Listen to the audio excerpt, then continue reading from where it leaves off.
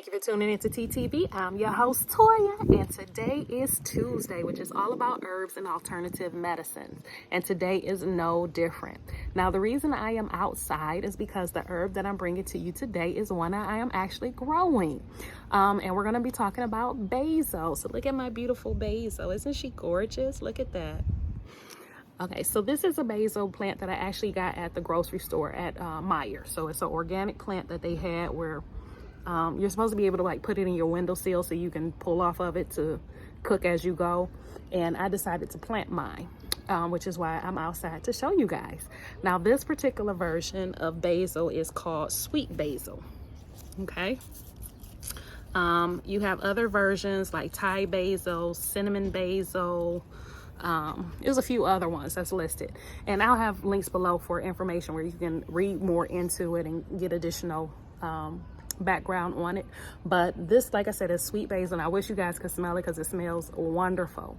Now, most people are used to basil or familiar with basil, especially when it comes to cooking, because it's an ingredient that's in a lot of Italian dishes. Plus, it's one of the main ingredients in pesto, which pesto is basil, olive oil, and pine nuts. That's your basic pesto. And it's a lot of basil. Okay, probably like this whole plant full of basil to make some pesto, but it's still a delicious addition. Now, a lot of times we don't know what the stuff is that we're using is good for. We just think, hey, it tastes good, and then that's it. But it's actually good for certain things. And so, like I've told you guys before, your fruits, vegetables, herbs, they all have the same kind of roles that they play. It's just sometimes they have things that are specific just to them. So basil, like all the rest of them, will help remove free radicals out of the body.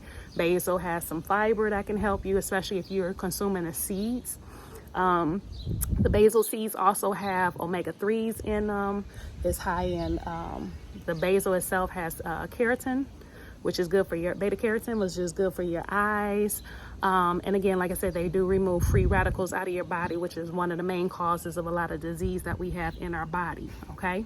Because that's where it starts. You get these free radicals that get inside the body, and they get to resting in certain areas, and then you end up with a disease. Even if it's something just as minor as inflammation, that's where it comes from. So, like I said, they all have a specific, and one of the things with basil is that it's really a specific for and really good for is memory, okay? So if you're suffering from memory loss, or you have some neurological damage, or anything consisting or centering around around memory, basil is really good to help improve that, okay?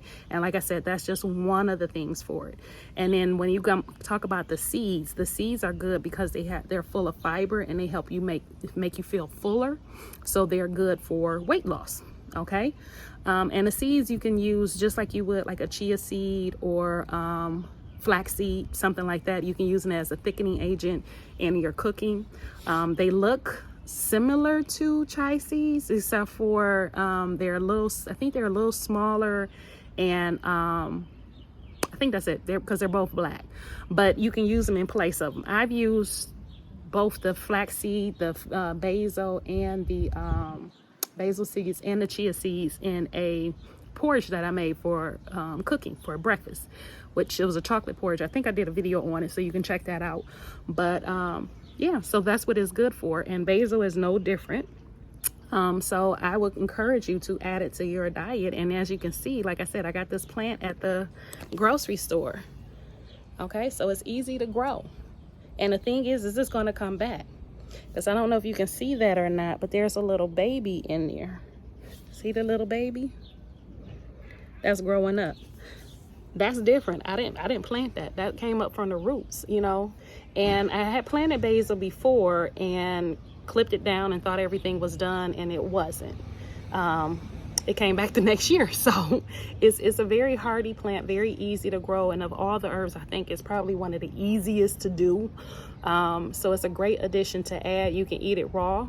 The dogs can have it as well. Like when I come out here with Sadie, she likes eating it. I might pick a leaf off for her and give it to her because she likes to eat it just raw like that. So it's like I said, it's very versatile. It helps with your memory. It helps with removing free radicals. If you get the seeds, they help with fiber. They help with your omega-3 consumption, and they have all kinds of nourishment. Again, I have links below, so if you want to do additional research on it, you can do the research below. But just to show y'all something else, see this one? That is thyme. Okay, this little beauty right here is thyme. I did a video on that one as well. And then y'all see the rest of my garden. I'm sorry, I can't flip it over. It won't. Let me just go down. It won't let me flip it over.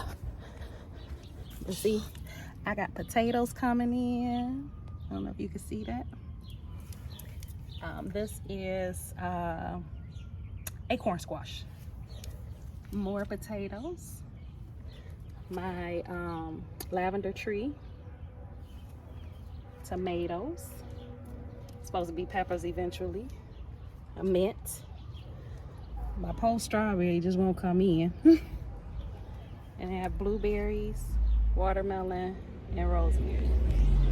So the rosemary plant I got was dying. I'm trying to save it to see what happens. Hopefully y'all can see that. If not, I might edit it out.